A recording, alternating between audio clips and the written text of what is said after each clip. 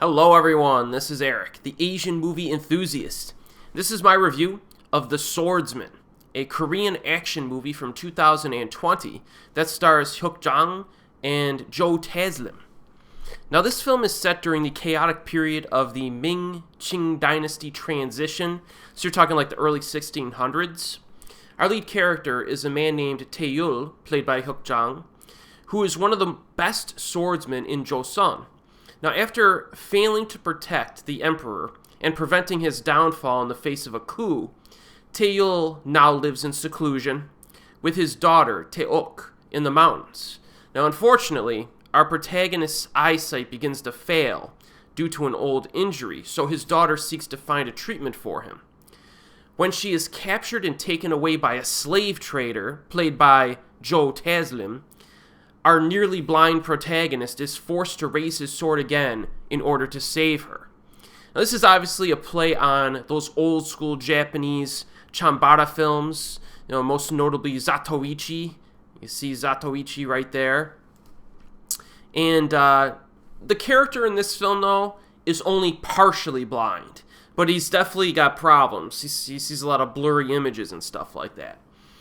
He can still see, but it's a little dicey for him. So if you're a fan, though, of those old school Japanese Chambara swordplay flicks or like the Zatoichi films, I think there is quite a bit to like with this Swordsman film. Now the story, I think, is actually pretty good. It begins with one conflict near the beginning, but then the main conflict shows up, and it's something entirely different. Now, I was kind of wondering if, like, the revolt against the king early on, during the opening scenes, and the slave trader conflict, which is, like, the main conflict, would have some type of, like, indirect connection. And they actually do, and you realize this early on. Some of these Korean historical dramas on television or movies will occasionally have the theme of national sovereignty on the forefront. And during this time, like the early 1600s, and actually for hundreds of years, Korea was really considered to be a tributary state to China, meaning that most major decisions within Korea that could impact China had to be approved by the ruling dynasty in China. So, you didn't have complete freedom if you were the king of a Korean dynasty at that time. Now, apparently, these slave traders in this film are kidnapping Korean people and then selling them on the black market. But the Korean government is handcuffed, even the king, because these evil dudes present themselves as envoys to the Qing dynasty in China. So technically, the Korean government can't stop these guys without angering, the mainland Chinese ruling dynasty. So it's kind of an interesting play here.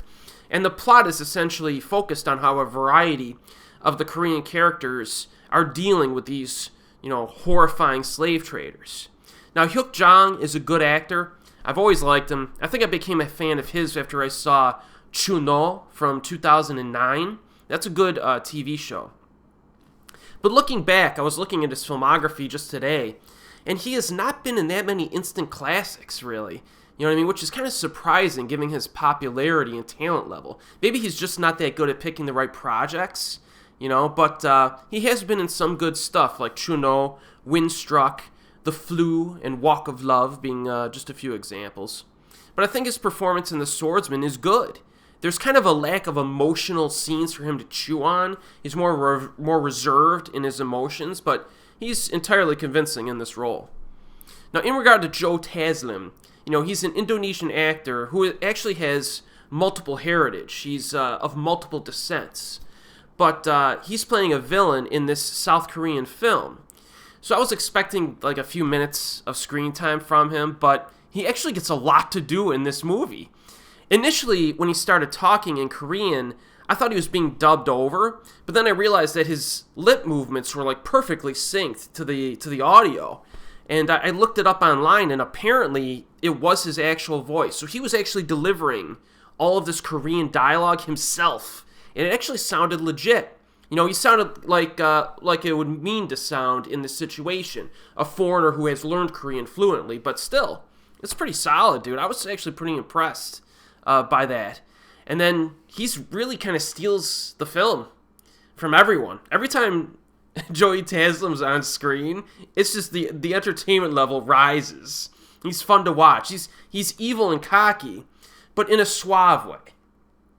You know, he always seems like he's under control of the situation, and his emotions are kind of, he's emotive, but not overtly so. He's not out of control or like a psychopath or anything like that. Even when he does bad stuff to people, he always seems like he's under control. And it gives him kind of an aura of slyness and intelligence, which I appreciated.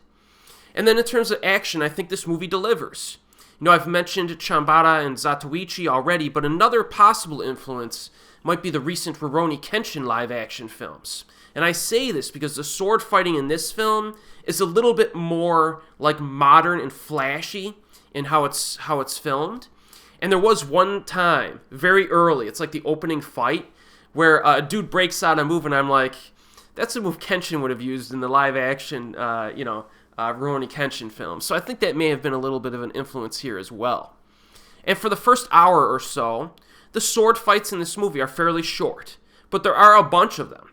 You know what I mean? We get, the film opens with a solid one-on-one sword fight that's legit.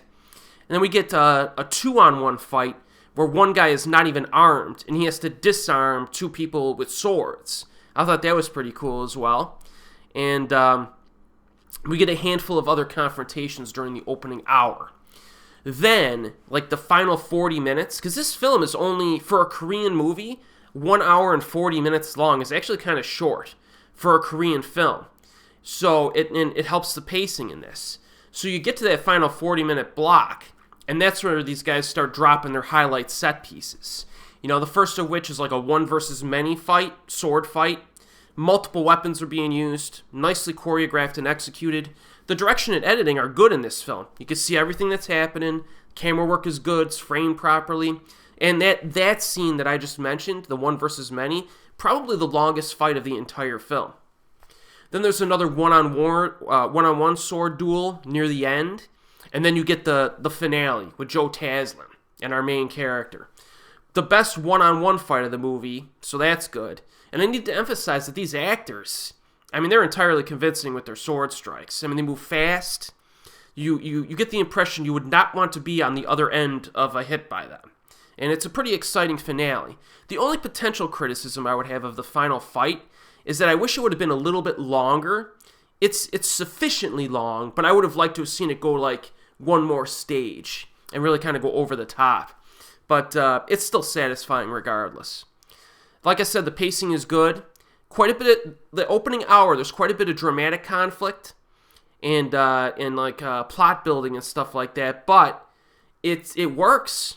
You know, don't expect like a super action-packed flick going into this. At least not until like the final third when it really ramps up. But the conflict is engaging, you know, and it holds your interest even when the fights are not on screen. So I think overall, The Swordsman is just like a legitimately good quality film, like from top to bottom. This is a good flick. This was directed by Jae-hoon Choi, and it appears to be his first feature-length directorial effort. Pretty impressive for a first-time lead director. Now, he's worked as like art director in a bunch of films and other stuff, but still, you know, when you're dealing with fight scenes like this, it's not easy. And I think he did a solid job in this. So I definitely recommend The Swordsman, man. You know if you're like the demographic that's gonna like a film like this, and if you see the trailer and you're like, I want to watch this, my guess is that you're gonna like it. You know what I mean? I think a lot of people are gonna like this if they check it out. It's currently available on Amazon streaming and YouTube and some other websites. I think there's also a physical media release, which I actually will pick up. I liked it enough to where I will add it to my collection. So as always, I will see you next time.